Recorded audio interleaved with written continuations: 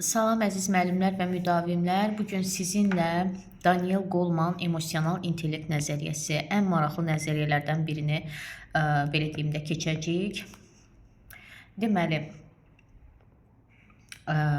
başlayaq. Daniel Goleman necə olub ki, emosional intellekt nəzəriyyəsini yazmağa qərar verib? Deməli, bir gün bu deməli işdən çıxıb yorğun arğın, yəni dayanacağa doğru gedir, yağış yağır, hava soyuqdur, tıxac var və sarvel-axır nəysə də insan işdən çıxanda necə olar, yorğun arğın. Və bu gedir dayanacağa doğru, sonra avtobus gəlir, avtobus sürücüsü qara dərili bir sürücü olur. Hər kəs avtobusa minərkən sürücü hamını xoş bir aura ilə qarşılayır. Salam, xoş gəlmisən. Yəni bu cür xoş bir aura ilə qarşılayır. Və məsələn yol tıxacdır. Məsələn üçün gedirlər tıxacda dayananda sağda bir heykəl varsa, onun haqqında məlumat verir. Yəni sürücü cəmaata məlumat verir. Nə solda bir muzey varsa muzey haqqında məlumat verir və s. Yəni yol çox maraqlı keçir və sıxıcı olmur. Hansı ki bayaqdan hamı yorğun idi, hamının sifətində belə bir yorğunluq, keyfsizlik, hava soyuq, iş yorğunluğu, axşamdır, tıxacdır. Amma bu sürücü elə bir yüksək aura yaradır ki insanda, artıq sanki hamının yorğunluğu çıxıb. Heç kim özünü yorğun hiss eləmir. Və Daniel Goleman da təbii ki onların içində. Və o günü Daniel Goleman başa düşür ki, sən demə emosiyalar virus kimidir. Necə ki qrip virusu tuturuq deyirik, yanımda oturma, mənə də keçər. Bax, emosiyalar virus kimidir. Yəni ki, düşünün, bəlkə sizlərdə də olub, yanınızda biri qəhqəhə çəkib gülsün. Yəni bəlkə birinci reaksiya verməzsiniz, amma adam dayanmadan gülür, adam dayanmadan gülür və biz nə edirik? Onun gülməyinə gülürük. Heç bilmirik o nəyə gülür, amma onun gülməyinə gülürük. Yəni onun emosiyası artıq bir virus kimi bizə də keçdi. Ya da belə deyim, bir filmə baxırıq, filmdə kimsə ölüb, pis oluruq, kövrəlirik, tutan baş qəhrəman ölüb. Amma sonra o baş qəhrəman orada belə yas törəni olur da, yəni yas mərasimi olur və orada elə canlandırırlar, elə ağlaşma qururlar ki, bir də baxsan ki, sən hönkür-hönkür ağlayırsan, sanki ən yaxınını itirmişsən. Çünki oradakı emosiyanı sənə ötürür. Yəni həqiqətən də emosiyalar virus kimi imiş. Və Daniel Goleman o gündən qərar verir ki, emosional intellekt nəzəriyyəsini ya da emosional zəka da deyilir, bu nəzəriyyəni yazsın. Və deyir ki, emosional intellekt şagirdlərdə açıq düşüncə tərzi formalaşdırır və onu da qeyd edir ki, insanın iki zəkası var. Niyə? Biri emosional zəkadır, biri rasional zəka. Rasional zəka odur ki, yəni beynimizlə düşünürük, məntiqi düşünüb nəsə edirik. Emosional zəka odur ki, duyğularımız, hisslərimiz. Hətta orada belə bir nümunə də qeyd edir ki, düşünün ki, bir yaşlı qadındır, yoldaşı rəhmətə gedib. Məsələn də 15-20 gündən sonra lap yaxşı 40-ı çıxıb, 40-dan sonra zəng edirsiniz həmin qadına ki, hə, ay bacı necəsən, özünü indi necə hiss edirsən? Bir qadın deyir ki, yaxşıyam. Amma gözündən yaş gəlir. Bu deməkdir ki, qadın yalan danışır. Xeyr, qadın yalan danışmır. Yaxşıyam deməsi onun rasional zəkasıdır. Amma gözündən yaş gəlməsi onun emosional zəkasıdır, hissləridir, duyğularıdır. Və rasional zəka şagirdlərin akademik biliyi ilə əlaqəli olur. Bayaq dedim axı, rasional, beyin, məntiqlə düşünmə. Emosional zəka emosiyaları düzgün idarə etmək üçün istifadə olunur. Emosional intellekt, onu da qeyd edir ki, emosional intellekt irsiyyətlə ötürülən əlamət deyil, yəni irsən keçmir bu bizə. Bu, yəni zaman-zaman inkişaf da edə bilər. Mənəvi inkişaf mərhələləri kimin idi? Lawrence Kohlberg'in.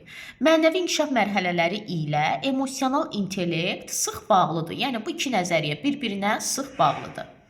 Emosional intellektin burada 4 yazılıb, səhv gedib. 5 komponenti var. Birincisi özünü dərk, ikincisi özünü idarə etmə, üçüncüsü motivasiya, dördüncüsü sosial məlumatlılıq, ikinci adı empatiya, beşincisi münasibətlərin idarə olunması. Baxaq görək özünü dərk nədir? Bu mərhələdə hisslər ön planda olur. Hisslərə sual verir. Yəni sual verilir. Şəxsin özü haqqında məlumatlılığı, özünü tanıması, özünü dərk etməsi, özündən agah olması, öz hisslərini tanıması, yəni bu kimi xüsusiyyətləri və emosiyalarından agah olması daxildir. Bu mərhələdə şəxs hansı hissin nə olduğunu bilmir. Yəni əslində bilməlidir. Əgər bilməzsə bu zaman özünü idarə də edə bilməyəcək, özünü idarə etmə mərhələsi də pozulacaq. Hissləri idarə etmək üçün ilk növbədə onları tanımaq və dərk etmək lazımdır. Bəli. Məsələn, indi bundan sonra özünü idarə etməni danışacağıq. Bunun olması üçün birinci biz özümüzü dərk etməliyik. Yəni bu iki mərhələ bir-biri ilə sıx bağlıdır. Baxın, düşünün ki, mən imtahana gedəcəm və imtahana yəni gedərkən özümlə bir su, bir də valeriyan götürürəm ki, imtahana girməmişdən qabaq mən bunları içəcəm. Demək ki, mən özümü tanıyıram. Mən bilirəm ki, mən imtahana bunu içmədən girsəm, əlim ayağım əsəcək həyəcandan. Nə bilim, bütün bildiklərimi unudacağam. Nə bilim, ürəyim tez-tez döyünəcək. Yəni ki, qısacası, nə dedik? Mən o dərmanı deməli götürmüşəmsə, mən öz hissimi tanıyıram. Bilirəm ki, mən imtahana girəndə həyəcan hissi keçirirəm. Hisslərini tanımaq yalnız insanın hansı hisslərə malik olmasını bildirməkdən ibarət deyil.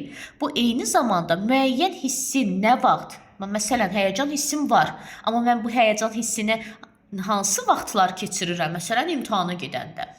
Nə vaxt, hansı təsir altında, məsələn, imtahan təsir altında və nə dərəcədə güclü surətdə üzə çıxmasından, keçirdiyimiz hisslərin davranışımızda necə əks olunmasından xəbərdar olmaqdır. Bax, tam onu deyirdim bayaqdan.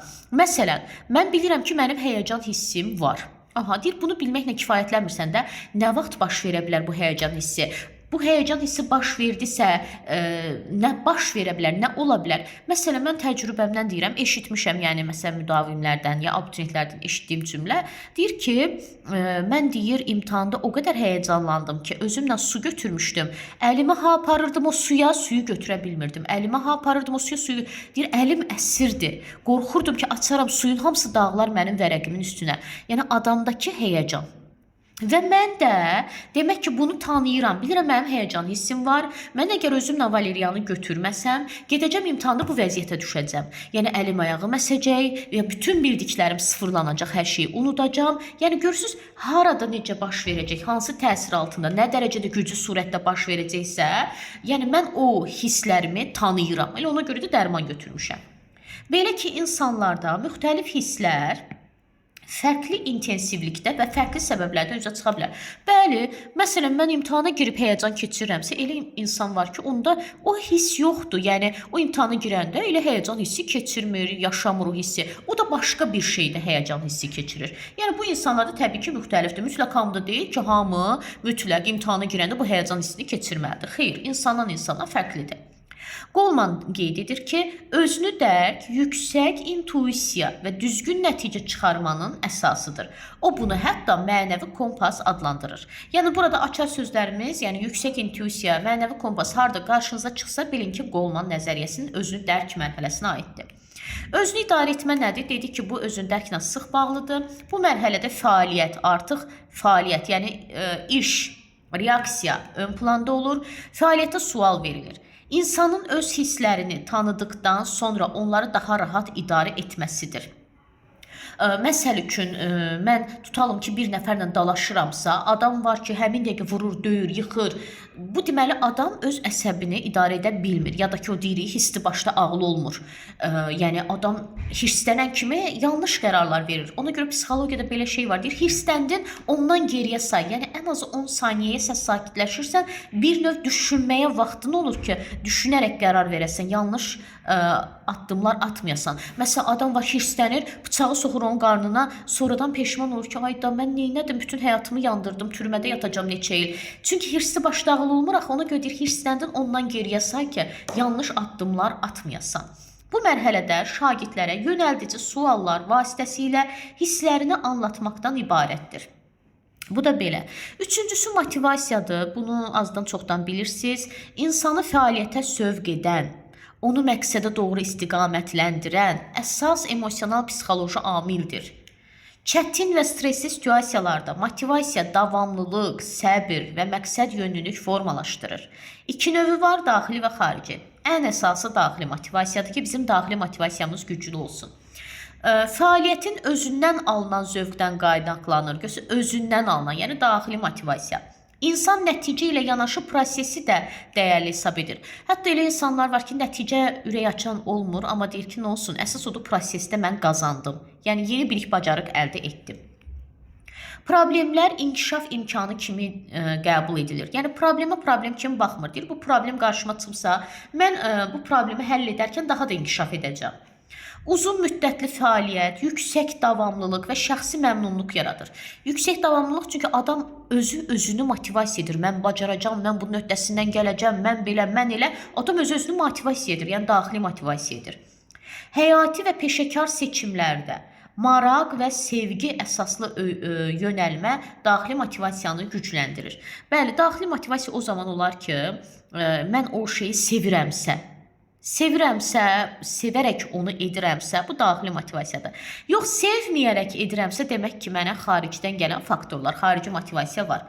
Məsələn, mükafat, qiymət, tərif, cəza, sosial gözləntilərlə formalaşır. Məsələn, evdə valideyn uşağına deyir ki, bu il dərslərini yaxşı oxusan, yaxşı qiymət alsan, sənə yayda velosiped alacağam. Universitetə girsən, sənə iPhone alacağam, maşın alacağam. Yəni bu uşaq oxumağı sevmir, sadəcə mükafatın, qiymətin xətrinə oxuyur məcburiyyətdən. Yəni buna xarici faktorlar təsir edir. Və yaxud da ki, təriflənsin deyə oxuyur, yoxsa ki, ürəyə getmir oxumaqdan. Və yaxud da ki, cəza almasın deyə canının dərdindən oxuyur ki, oxumasam evdə məni döyəcəklər. Yəni belə, və yaxud da sosial gözləntilər, yəni ki, oxumağa həvəsi yoxdur, prosta oxuyur ki, hamı buna tərifləsin, hamı buna belə baxsın. Yəni sosial gözləntilər. Bu olur xarici motivasiya. Qısa müddətli nəticələr üçün təsirlidir. Davamlılıq zəifdir. Çünki yayda buna velosiped aldılar. İndi gələn yay üçün başqa şey söz verməliyəm. Bu adam artıq o şeylərə nail olduqca, əldə etdikcə həvəs ölür, artıq başqa maraqlar axtarır.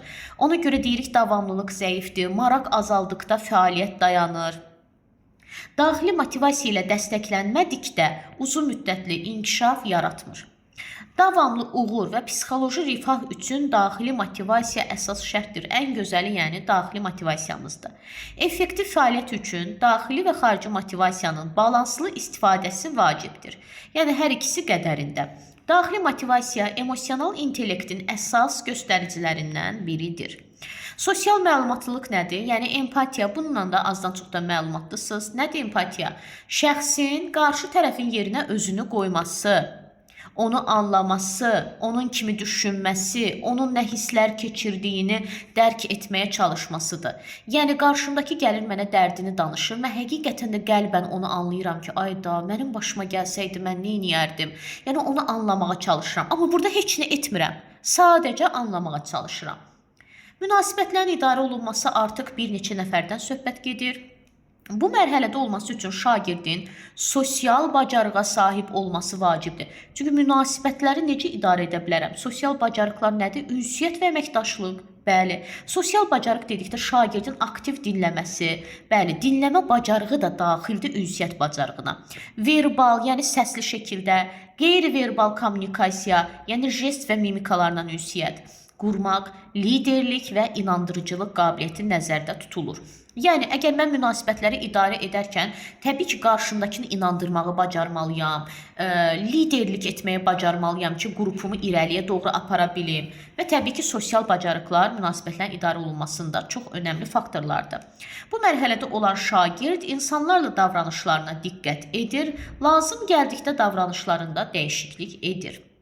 Bəs yaxşı, şagirdlərdə emosional intellekti formalaşdırmaq üçün hansı strategiyalardan istifadə etmək olar? Yəni, necə formalaşdıra bilərik? Təbii ki, istiqamətləndirici sualların verilməsi, dəstəkləyici mühitin yaradılması, yəni elə bir mühit yarat, elə bir rahat mühit yarat ki, uşaqlar sual verməkdən çəkinməsinlər, fikirlərini sərbəst şəkildə ifadə etməkdən çəkinməsinlər. Özünü qiymətləndirmə, qarşılıqlı qiymətləndirmə strategiyalarının istifadəsi. Bax, qarşılıqlı qiymətləndirməni biz iş formalarında keçirdik. Məsəl üçün, cütlərlə işdə, qruplarla işdə. Orada da deyirdik ki, məsələn, empatiya bacarığı inkişaf edir. Sonra sosial bacarıqlar inkişaf edir. Metakognitiv düşüncəni dəstəkləyən fəaliyyətlərin keçirilməsi, yəni metakognitiv insanın özü ilə bağlı idi. Refleksiya edilməsinə istiqamət verilməsi, refleksiyada, yəni özümü refleksiya edirəm, nəyi bilirəm, nəyi bilmirəm, harda zəifəm, yenə də özümü tanımağa çalışıram, özümdən agah oluram. Burada belə bir suallar görəcəksiniz. Mən heç məsləhət bilməzdim bu sualı oxuyasınız. Düzdür, indi məsələn deyim, özündəki deyir ki, sən nə hiss edirsən? Əgər qarşımdakı cavab verə bilirsə, nə bilim, kövrəlmişəm, nə bilim, sevincliyəm. Bu hissləri deyə bilirsə, deməli özünü dərkdir. Bir də onu deyim ki, İstər sevmək, ağlamaq, sevinmək, gülmək, hirslənmək, utanmaq, bunların hamısı bizə təbiət tərəfindən verilmiş hisslər, duyğular, emosiyalardır. Biz bunların hər birini yaşamalıyıq. Yaşamasaq anormallıq olar. Amma, yəni belə deyim də, biz hətta hirslənə də bilərik. Təsəvvür edin ki, biri bizim üzümüzə söyür, hirslənmirik. Bu anormallıqdır təbii ki. Yəni biz əlbəttə hirslənə bilərik. Amma bütün hissləri qədərində yaşamaq lazımdır. Yəni nə çox aşırı yaşamaq lazım deyil, nə də yaşamamaq da. Təsəvvür edin ki, biri gülməli şey danışır, siz belə donub baxırsınız onun üstünə. Yəni də bu artıq normal sayılmır da.